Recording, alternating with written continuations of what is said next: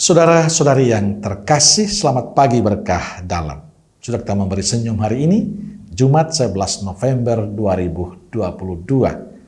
Gereja memperingati Santo Martinus dari Tours, Uskup. Salam sukacita dan salam sehat untuk kita semua. Kita awali permenungan kita ini dengan tanda kemenangan Kristus dalam nama Bapa dan Putra dan Roh Kudus. Amin. Permenungan kita diambil dari Injil Lukas bab 17 ayat 26 sampai 37. Dan sama seperti terjadi pada zaman Nuh, demikian pula lah halnya kelak pada hari-hari Anak Manusia. Mereka makan dan minum, mereka kawin dan dikawinkan, sampai kepada hari Nuh masuk ke dalam bahtera.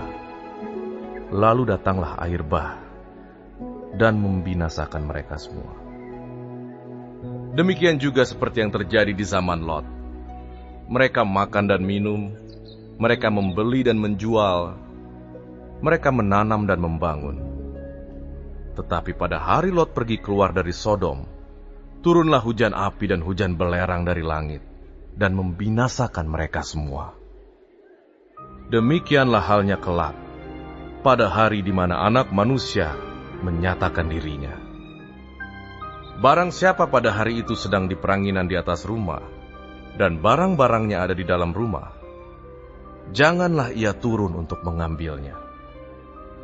Dan demikian juga orang yang sedang di ladang, janganlah ia kembali.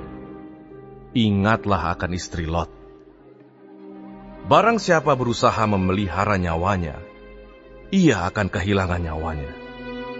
Dan barang siapa kehilangan nyawanya, ia akan menyelamatkannya.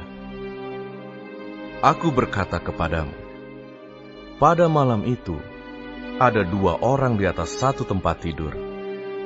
Yang seorang akan dibawa, dan yang lain akan ditinggalkan.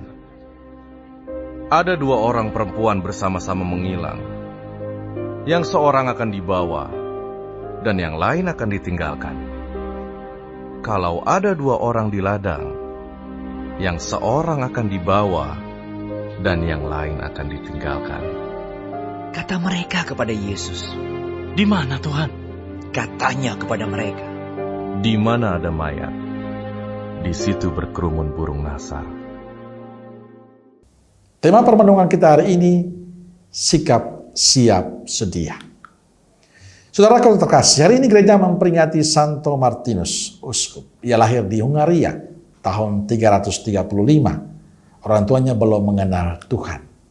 Mula-mula ia menjadi serdadu, konon ketika berkuda melewati pintu gerbang kota Amiens, ia melihat seorang pengemis yang menggigil kedinginan di pinggir jalan. Hatinya tergerak.